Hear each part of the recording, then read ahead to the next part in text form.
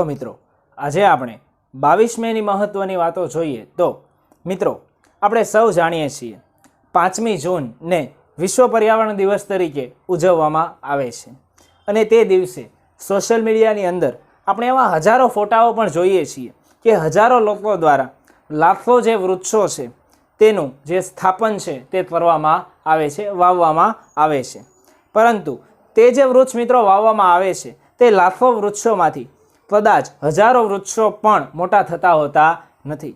આ કોરોનાની મહામારીમાં મિત્રો આપણે સૌ ઓક્સિજન વાયુનું જે મહત્વ છે તે સમજી ગયા છીએ। મિત્રો જે પ્રાણવાયુ છે તે ભગવાન તરફથી આપણને ભેટ મળે છે, પરંતુ આપણે ઉચ્છ્વાસની અંદર કાર્બન ડાયોક્સાઇડ જે છે તે બહાર કાઢીએ છીએ અને શુદ્ધ વાયુ આપવાનું આપણનું જે કામ છે તે મિત્રો વૃક્ષ કરે છે। જે પર્યાવરણ છે, જે પ્રકૃતિ છે, તેના વિના જે મનુષ્ય છે તેનું મિત્રો જે જીવન છે તે શક્ય છે નહીં। પર્યાવરણની સાથે રહીને ચાલીને જ આપણે આપણું જે જીવન છે તે સારી રીતે જીવી શકીએ છીએ। તો આજનો જે દિવસ છે મિત્રો 22 મે તે પર્યાવરણ માટેનો જ દિવસ છે, કારણ કે 22 મેને મિત્રો ઇન્ટરનેશનલ ડે ઓફ બાયોલોજીકલ ડાયવર્સિટીઝ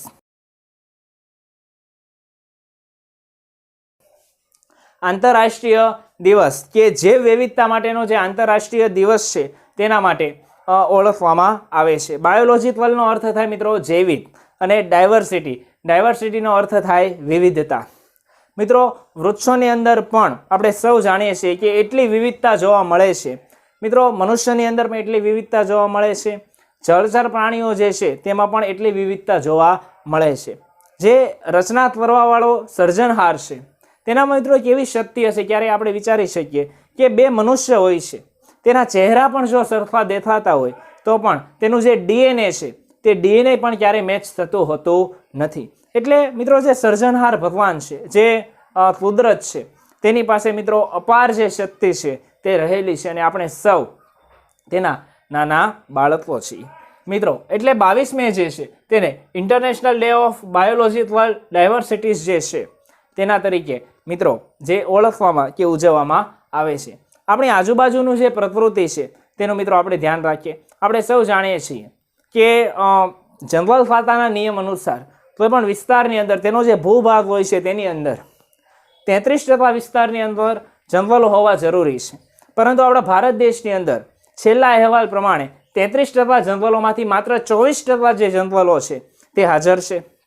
ત્યાર પછી ગુજરાત રાજ્યની અંદર તો આ રેશિયો જે છે તે માત્ર 11%નો છે। તો આપણે સૌએ આ રેશિયાને વધારવો જોઈએ, વૃક્ષોનું જે જતન છે તે કરવું જોઈએ। માત્ર વાવીને આપણી જવાબદારી ત્યાં પૂરી થઈ જાય છે તેવું નથી। તો એ બાળકનો મિત્રો જન્મ થાય તો તે તરત પ્રમાણિત તો નહીં થઈ જાય, તે 20 વર્ષનો થાય, સારી જગ્યાએ કામે લાગે, ત્યાર પછી તે પૈસા કમાતો થશે। તો હજુ ઝાડ નાનું હોય ત્યારથી તે આપણને ઓક્સિજન આપી શકતું નથી, તેનું જતન થાય, તે મોટું થાય ત્યાર પછી પોતાનું સમગ્ર જીવન બીજાની મદદની અંદર મિત્રો વાપરે છે। તો આપણે સૌએ વૃક્ષો જે છે તેનું મિત્રો જતન કરવું જોઈએ, તે મોટા થાય તેની કાળજી પણ લેવી જોઈએ। તો 22 મેને મિત્રો મેં તમને વાત કરી એમ કે ઇન્ટરનેશનલ ડે ઓફ બાયોલોજીકલ ડાયવર્સિટીઝ જે છે તેના તરીકે ઓળખવામાં આવે છે।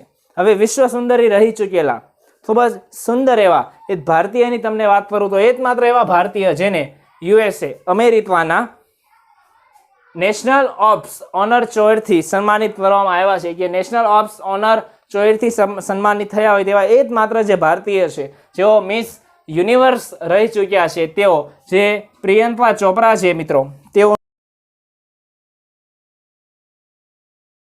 જે નામ છે તે આ સૂચિની અંદર સામેલ છે। તેઓ એકમાત્ર એવા વ્યક્તિ છે ભારતીય છે જેને યુએસએના નેશનલ ઓફ ઓનર ચોયરથી જે સન્માનિત છે તે મિત્રો કરવામાં આવ્યા છે। આપણા સૌ માટે આ ગર્વની વાત છે।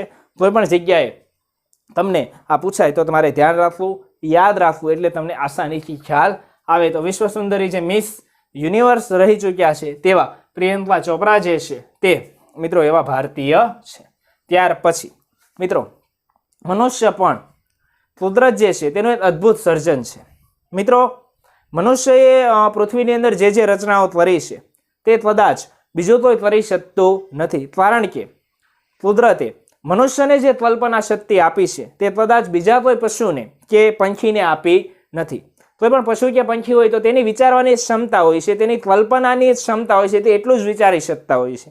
પરંતુ મનુષ્ય પાસે જે વિચાર શક્તિ છે તે અખોટ હોય છે મિત્રો, અને તેના લીધે જ આજનો જે મનુષ્ય છે તે ચંદ્ર પર પહોંચ્યો છે, મંગળ પર પહોંચ્યો છે. તો મિત્રો વિશ્વનો સૌથી મોટો સ્વિમિંગ પુલ જ્યાં મનુષ્ય આનંદ માણવા માટે જાય છે, તો વિશ્વના સૌથી મોટા સ્વિમિંગ પુલની તમને વાત કરું તેનું નામ છે ક્રિસ્ટલ લાગૂન. ક્રિસ્ટલ લાગૂન નામનો જે સ્વિમિંગ પુલ છે તે મિત્રો વિશ્વનો સૌથી મોટો સ્વિમિંગ પુલ છે, જેનું ક્ષેત્રફળ છે 30 એકર. 30 એકરની અંદર આ જે સ્વિમિંગ પુલ છે તે મિત્રો ફેલાયેલો છે, ખૂબ જ મોટો એવો, કારણ કે વિશ્વનો સૌથી મોટો સ્વિમિંગ પુલ છે ક્રિસ્ટલ લાગૂન નામનો જે સ્વિમિંગ પુલ છે તે 30 એકરની અંદર મિત્રો ફેલાયેલો છે. ત્યાર પછી મિત્રો વિશ્વના લગભગ તમામ દેશોની અંદર જે દેશે શાસન કર્યું છે તે દેશ એટલે ઇંગ્લેન્ડ, બ્રિટન તરીકે પણ જેને આપણે સૌ ઓળખીએ છીએ. ઇંગ્લેન્ડ જે છે તેની અંદર મિત્રો ગાયે એક એવા વાછડાને જન્મ આપ્યું છે કે જેને 3 આંખો છે. સામાન્ય રીતે જે ગાય હોય છે, કોઈ પણ પશુ હોય છે, તેને 2 આંખો હોય છે, પરંતુ જે મિત્રો કુદરત છે તેની રચના અદ્ભુત છે. એક કવિતાની અંદર એવા શબ્દો પણ છે કે હાથીને મણ અને કીડીને 3 જે છે તે ભગવાન પૂરું પાડી રહી છે. તો મિત્રો આ અદ્ભુત ઘટના બની છે ઇંગ્લેન્ડની અંદર. ગાયે એક એવા વાછડાને જન્મ આપ્યો છે જેને 3 આંખો છે, અને તેની જે ત્રીજી આંખ છે તે મિત્રો માથા પર છે.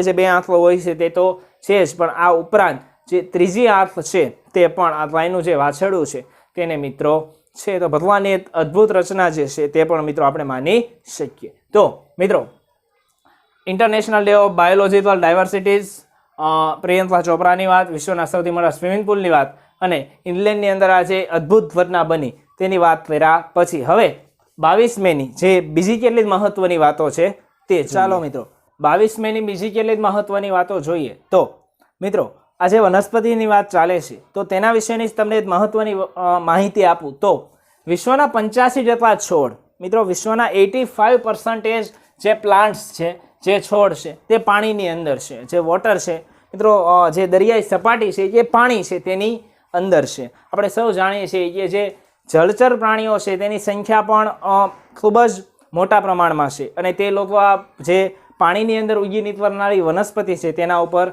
નભતા હોય છે. એટલે વિશ્વના 85 જેટલા જે છોડ છે તે મિત્રો પાણીની અંદર છે. ત્યાર પછી મિત્રો ભારત દેશની અંદર ક્રિકેટ જે છે તેને ઉત્સવ માનવામાં આવતું હોય છે.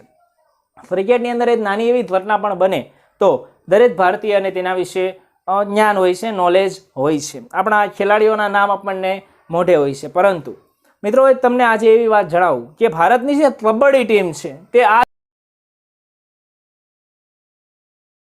સુધી ક્યારેય પણ વિશ્વ કપ હારી નથી. આપણા સૌ માટે ખૂબ જ ગર્વની બાબત આપણે માની શકીએ કે ભારતની જે કબડ્ડી ટીમ છે તે આજ સુધી જે વિશ્વ કપ રમાય છે તે ક્યારેય પણ હારી નથી. મિત્રો આપણે વચ્ચે એકવાર વાત કરેલી કે રોનાલ્ડો જે છે તે સૌથી વધારે ગોલ મારવાવાળો ખેલાડી છે, પરંતુ બીજા નંબર ઉપર આવે છે ભારતીય ફૂટબોલ ટીમના કપ્તાન સુનિલ છેત્રી જે છે, તેઓ બીજા નંબર પણ આવે છે. પણ રોનાલ્ડોને સમગ્ર વિશ્વ જાણે છે, પરંતુ સુનિલ છેત્રીનું જે નામ પ્રખ્યાત દુનિયાની અંદર થવું જોઈએ એ પ્રમાણમાં મિત્રો થયું નથી. એટલે ક્રિકેટની સાથે સાથે જે બીજી રમતો છે તેને પણ મિત્રો આપણે પ્રેમ કરતા ધીમે ધીમે શીખવું પડશે.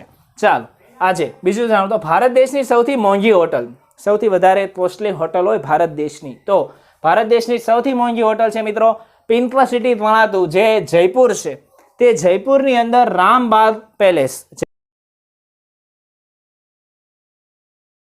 જયપુરની અંદર જે રામબાગ પેલેસ નામની હોટલ આવેલી છે તે ભારત દેશની સૌથી મોંઘી હોટલ માનવામાં આવે છે. કારણ કે એક દિવસનું ભાડું 7 લાખ રૂપિયા છે. આ જયપુરની જે હોટલ છે રામબાગ પેલેસ, ત્યાં એક દિવસ રોકવાનું જે ભાડું છે તે મિત્રો 7 લાખ રૂપિયા જે છે તે છે. હા, નો ડાઉટ ત્યાં એ પ્રમાણે જે ફેસિલિટી છે તે પણ મળતી હશે, પરંતુ આ જે પ્રાઇસ છે તેના વિશે મેં તમને વાત કરી. મિત્રો દરેક સિટીની અંદર ઓયો નામની જે હોટલો છે તે આવેલી હોય છે, તેના ફૂલ ફોર્મથી લોકો અજાણ હોય છે, તો તેનું ફૂલ ફોર્મ તમને જણાવું, on your own room. Oyo જે છે તેનો મિત્રો ફૂલ ફોર્મ થાય છે ઓન યોર ઓન રૂમ. એટલે આ પણ ખાસ કોઈ પણ જગ્યાએ પૂછે, કારણ કે તાજેતરમાં સમાજની અંદર કે સોસાયટીમાં જે વાત ચાલતી હોય છે તે બધી જગ્યાએ પૂછાતી હોય છે, તો ખાસ તમારે આ પણ જાણવું જોઈએ. ભારતની સૌથી મોંઘી હોટલ રામબાગ પેલેસ 7 લાખ રૂપિયા, ઓયોનું જે ફૂલ ફોર્મ છે તે. ત્યાર પછી ધીમે ધીમે મિત્રો આપણી જે ભારતીય સંસ્કૃતિ છે તેને આપણે વિસરતા જતા હોઈએ અને વિદેશવાળા આપણી સંસ્કૃતિને લેતા હોય તેવું આપણને લાગે છે. આપણે હરિદ્વાર કે ઋષિકેશ ફરવા માટે જઈએ તો ત્યાં એટલા બધા વિદેશી લોકો ભારતીય સંસ્કૃતિને અપનાવેલી હોય છે, તે આપણને પણ એવું થાય છે કે શું આપણે ભૂલી ગયા છીએ અને તે લોકોએ અપનાવી લીધું છે તેવું છે. તો એવી જ તમને એક વાત જણાવું કે એક એવું શહેર કે જેનું નિર્માણ ભારતીય વાસ્તુશાસ્ત્ર પ્રમાણે થયું છે, એક એવું શહેર કે જેનું નિર્માણ સંપૂર્ણ રીતે ભારતીય વાસ્તુશાસ્ત્ર પ્રમાણે થયું છે, તે છે મિત્રો સિંગાપોર.